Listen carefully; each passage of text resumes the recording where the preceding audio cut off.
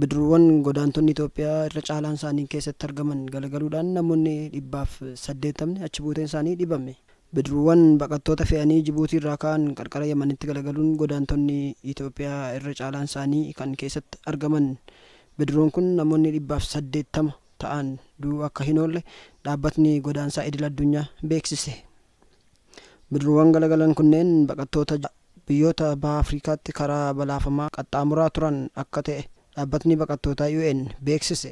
Baqattoonni achi buuteen isaanii dhabame kunneen lammiilee biyya kamii akka ta'an dhaabbatni baqattoota idil-addunyaa beeksisuu baatus Associated Press garuu hundi isaanii lammiilee Itoophiyaa ta'uu gabaase.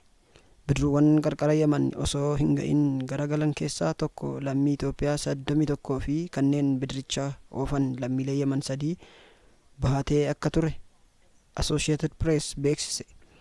Jibuutii irraa ka'uun galaana qaxxaamuranii Yemen irraa gara biyyoota baha giddu galeessaa fi Awurooppaatti ce'uuf kanneen manaa ba'an irra deddeebiin balaa wal fakkaataa isaan mudachaa tureera. Ammallee mudachaa jira. Godaantota Jibuutii fi Yemen gidduutti bidiruun ittiin dhidhime yeroo garaagaraatti du'an keessaa irra caalaan lammiilee Itoophiyaa akka ta'an gabaafamaa jira. Dubbii himaan dhaabbata godaantota idil-addunyaa kan ta'an Tamim Eliyaan Associated Pressitti akka himanitti gaafa kamisaa bitootessa 6 bidiruuwwan qarqara bishaan Yemen osoo hin ga'in garagalan keessaa kan hafan namoota 2 alatti godaantonni 181 fi lammiileen Yemen bidiruu hojjetaa turan achi buuteen isaanii hin baramne jedhan. Akka gabaasa Associated Pressitti yeroodhuma wal fakkaatutti bidiruuwwan 2 qarqara bishaan Jibuutiitti dhiyootti galagaluun namoonni 2 yoo du'an kaan ammoo hojjettoota lubbuu baraaraniin oolaniiru. Bidiruuwwan qarqara Yemenitti galagalan keessaa dhiironni 124 fi dubartoonni 57 akka ta'an dubbii himaan dhaabbata godaantota idil-addunyaa kun ibsan. Bidiruuwwan kanneen keessaa lammiilee Yemen 2 qofti lubbuun ooluu fi kaan du'uu akka hin oolle yaaddoo qaban ibsaniiru.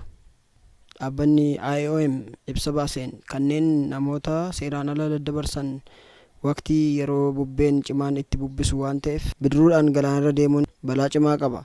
Qondaaltonni mootummaa Yemen akeekkachiisa baasan diduun balaa kanaaf sababa akka ta'u hin oolle beeksise. Kanneen daandii bishaanii balaafamaa kana qaxxaamuruun buufata qondaaltota IOM Yemen jiru gahan akka jedhanitti namoonni karaa seeraan alaa godaantota seeraan alaa daddabarsan humnoota nageenyaa jala miliquuf of eeggannoo malee fi deemsa balaafamaa qabu hordofanii deemuu jedhu. Akeekkachiisni haala qilleensaa ifa ta'e kennamus kanneen seeraan ala namoota daddabarsan lubbuu namaa irratti qumaara taphataa jiru jedhu.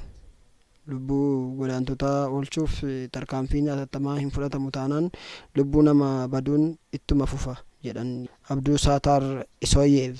Naannichatti yeroo garaagaraatti balaa qaqqabuun godaantonni dhuman harki caalaan lammiilee Itoophiyaa fi Somaaliyaati. Kamisa darbe kanneen achi buuteen isaanii dhabames lammiilee Itoophiyaa yookaan Somaaliyaa ta'uu akka malan dubbatan. Godaantonni hedduun karaa seeraan alaa biyyaa ba'uuf deemsa lafaaf galaanarraa balaa garaagaraaf saaxilamu. Dhaabbatni IOM yookaan dhaabbanni godaansaa idil-addunyaa akka beeksisetti bara darbe qofaa godaantonni 60,000 Yemen ga'aniiru.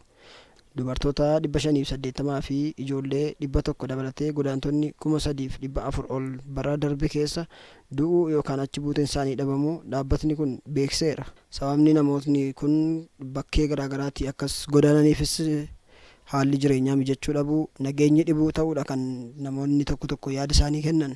Kanaaf namoonni karaa seeraan alaa deemtan lubbuu keessaniif of eeggannoo akka gootan isiniin jedha.